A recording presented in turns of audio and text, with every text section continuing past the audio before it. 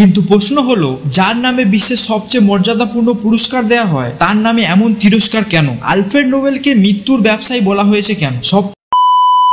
ধরুন প্রত্যেক দিনের মতোই আপনি সকালে ঘুম থেকে উঠলেন, বারান্দায় আরাম কেদারায় খবর কাগজটি নিয়ে বসলেন আর দেখলেন সেই খবর কাগজে ফ্রন্ট পেজে আপনার মৃত্যুর খবর ছাপানো আছে। কিন্তু সমস্যা হলো আপনি একেবারে সুস্থ, জীবিত। কি শুনে অবাক লাগলো? না, আমি কোনো বানানো গল্প বলছি না, এটা একটি সত্য ঘটনা। আসুন জেনে নেওয়া যাক এই সত্য ঘটনাটি। নমস্কার, আমি শশাঙ্ক, আবারও এসেছি অতীতের এক রোমাঞ্চকর ঘটনা নিয়ে। চ্যানেলে যদি নতুন হয়ে থাকেন তাহলে অবশ্যই লাইক ও সাবস্ক্রাইব করতে ভুলবেন না। তো শুরু করা যাক আজকের ভিডিও।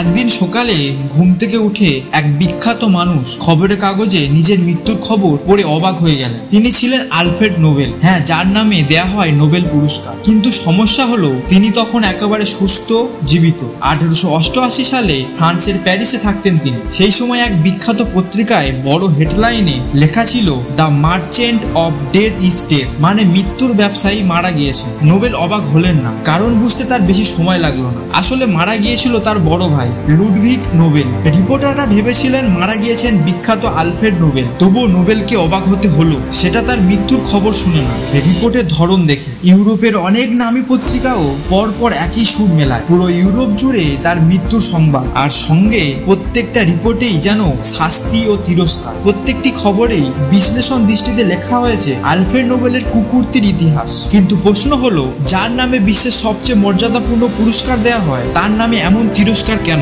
আলফ্রেড নোবেলকে মৃত্যুর ব্যবসায়ী বলা হয়েছে কেন? সব প্রশ্নের উত্তর জানতে আমাদের জানতে হবে আলফ্রেডের শৈশব জীবন।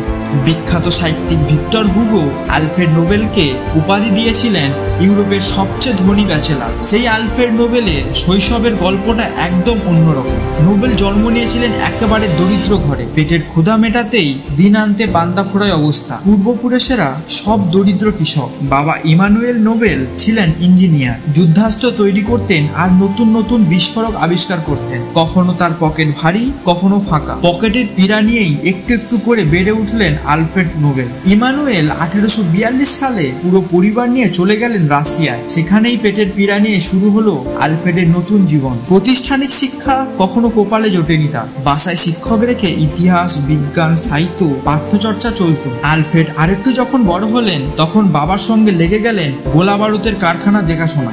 গোলা বারুদ নিয়ে কারবার, গোলা বারুদ নিয়ে করা বাবার পরীক্ষা নিরীক্ষা মনে ধরে আলফ্রেডের। বিস্ফোরক তৈরি দেখতে লাগলেন। সেই সঙ্গে যোগ হলো তার নতুন নতুন আইডিয়া, আর আইডিয়া সফলও হলো। তখন গোলা বারুদের গবেষণায় নিশার মতন পেয়ে গেল আলফ্রেডের। সঙ্গে কাব্যচর্চা। মাত্র 17 বছর বয়সে দক্ষ হয়ে উঠলেন সুইডিশ, রুশ, জার্মান, ইংরাজি, ফরাসি ভাষায় যেমন কথা বলায় তেমন লেখাতেও।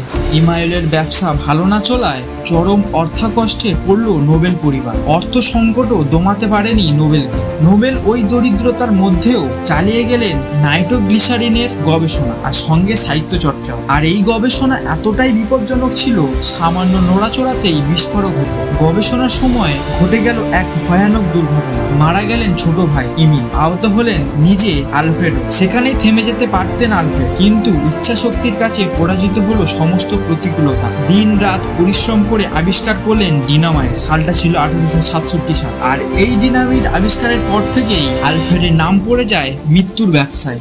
নোবেল হয়ে উঠলেন পৃথিবীর অন্যতম ধনী ব্যক্তি। তবুও তিনি ছিলেন একা, নিঃসঙ্গ। কবিতা লিখতেন কিন্তু বিয়ে করেন। একদিন পত্রিকায় বিজ্ঞাপন দিলেন, একজন ধনী মধ্যবয়সী পুরুষ সহকারী খুঁজছেন যিনি সুন্দরী ও বহু ভাষায় পারদর্শী। এই বিজ্ঞাপন দেখে আসলেন বার্থা ফন কিনস্কি, স্মার্ট, শিক্ষিত এক নারী। নোবেল তার প্রেমে পড়লেন, কিন্তু বার্থা ছিলেন অন্য কারোর বাদদজ্ঞা।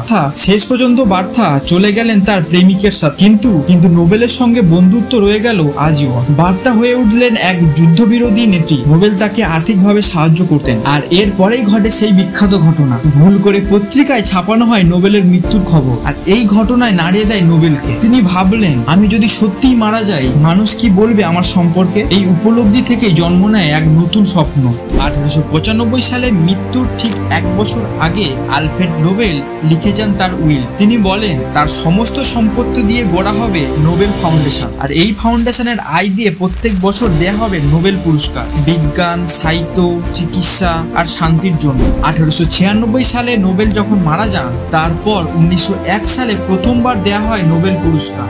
প্রথম নোবেল পুরস্কার জয়ী ছিলেন বিজ্ঞানী উইলহেম রন্টজেন এক্স রশ্মি আবিষ্কারের জন্য। আর শান্তির নোবেল পান নোবেলের সেই বন্ধু বার্তা ফন কিনস্কি, যাকে একসময় বলা হতো মৃত্যুর ব্যবসায়ী। তার নামে আজ বিশ্বের সবচেয়ে মর্যাদাপূর্ণ পুরস্কারের সঙ্গে জড়িত। তিনি প্রমাণ করে গিয়েছেন, জীবনের শেষে যদি মন থেকে চাও, তুমি নিজেকে বদলে ফেলতে পারো। আলফ্রেড নোবেল শুধু একটি নাম নয়, এটি একটি শিক্ষা, একটি ইতিহাস।